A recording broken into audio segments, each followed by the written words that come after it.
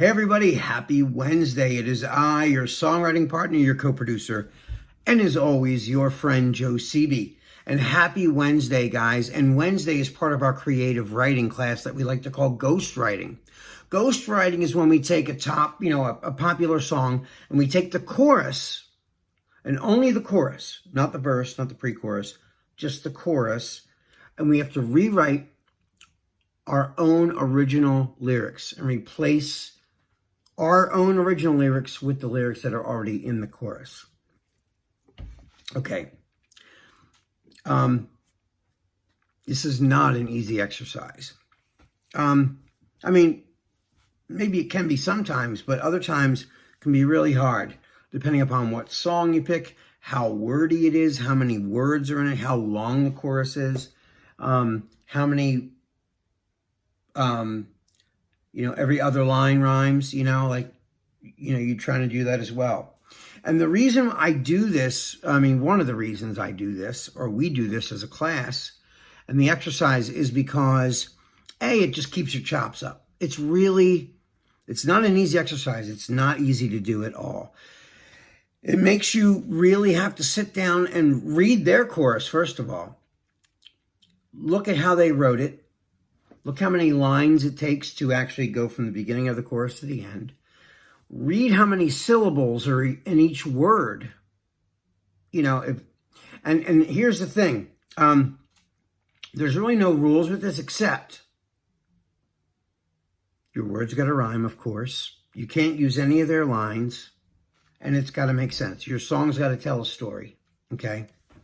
And it's always like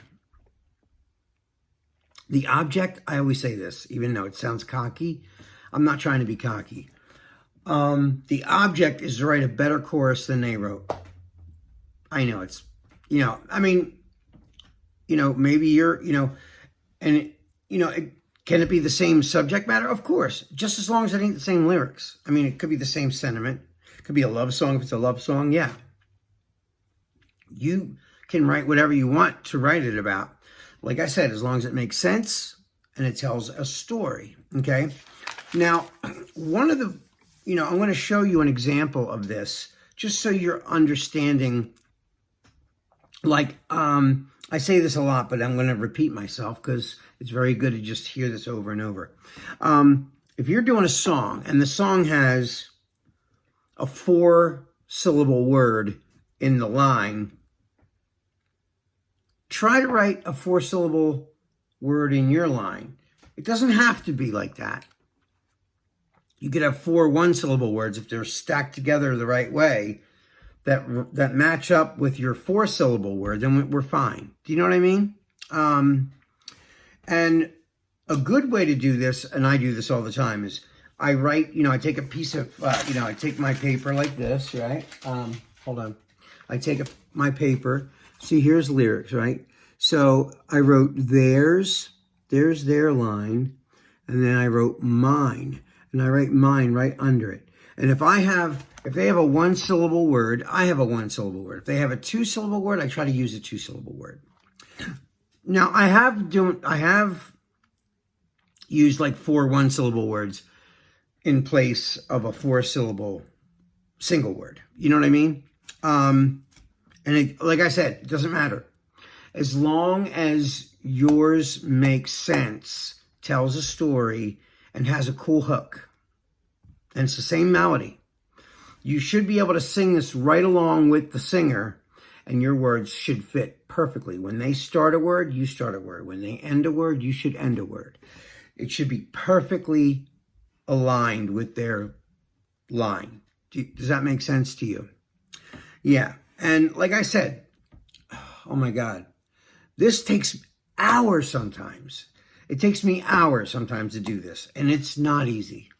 Sometimes I rewrite things because I just didn't like where I went with it. I just painted myself into a corner, and now I can't get out. So I changed, I've done it where I have to just redo it.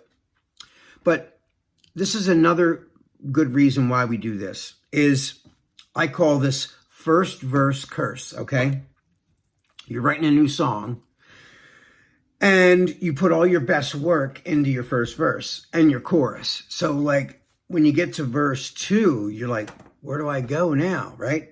Well, like verses are chapters, like in a book, right? Chapter 2 is going to be different than chapter 1, right? It can't be like, the Titanic chapter 1 isn't the boat sinking. No, they're on a cruise. People are meeting each other. They're having fun. By chapter 7 or 8 is when the boat hits the iceberg, and, so everything's a story, like Monday morning is a story. Tuesday morning is chapter 2. Wednesday is chapter 3, and so on. It's like, so song should be similar to that. Like a core or a verse is your chapter. And what always stays the same is the chorus, right? That's what makes the song singable. Everyone sings along because they remember every time after the verse and the pre-chorus comes the hook, the big hook, and that's where we all sing along, okay? So this is really good to just exercise your mind, to be able to be flexible enough to look at something and at a certain time come out with something that's as good. And, these are all just great exercises to get your chops up, So the song that we're doing tonight, I listened to a bunch of stuff on Billboard tonight, and I heard a song by a girl named Sabrina Carpenter, and the song is called Skin, and I thought it was a really nice song. I love her voice. She's a newer artist. I love her other song that she has, Driver's License, I think it's called. I love that song, and I love this one too. It's a great song. So when you listen to this, like I said, I want you to really listen to the chorus, okay? The chorus comes in at about 38 seconds or so. So that'll let you know. Look at the timer on your timeline on your YouTube. So, again, her name is Sabrina Carpenter. The song is called Skin, and I'm going to play you the chorus. Oh, you can try to get under my skin while he's on mine. Yeah, under my skin. I wish you knew, lady, that you can't get under my skin if I don't let you in. You're telling it how you... So I'm going to read you her words, okay? So I know you saw them on the screen, but I'm just going to repeat them, okay? Okay, so you can try to get under my skin. Okay. While he's on mine, yeah, all on my skin. And you can try, yeah, so wait, let me go back to, yeah, here it is. So here we go. It's, here it comes. Sorry, here we go. You can try to get under my skin while he's on mine. Yeah, all on my skin. I wish you knew that even you can't get under my skin if I don't let you in. Okay? So that's the whole chorus. So what I wrote was just one kiss and I'm falling just one kiss and I'm falling in love and I'm in bliss. You're calling me love, lost in your eyes, blue as the skies. I keep falling in love. You're the one I think of. So that's my words. And like I said, it's really good if you put them right under each other. You see that? There's mine. There's mine. You see? I put mine directly under theirs, and then I can compare it. And then it's really easy to see. And the other thing that's really tough about this is you got to say, if the chorus is short, you got to say something that's universally understood, which means it's like everyone can understand exactly what you're trying to say in the chorus. It should be universal. It shouldn't be like a private joke. You know what I mean? Inside joke or something. or just an inside thing between two friends. It should be something that everybody listens from the first time. They understand exactly what you're saying in the song. So now I'm going to give you a little example of me just doing mine as a little demo. So here we go. So here goes. Coming up.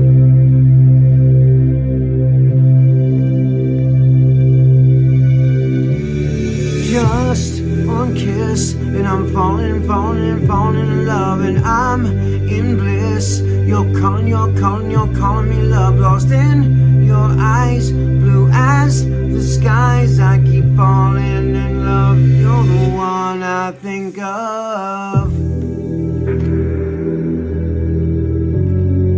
That's it. That's the whole thing. I sang it an octave lower, of course, because my voice is a little shot.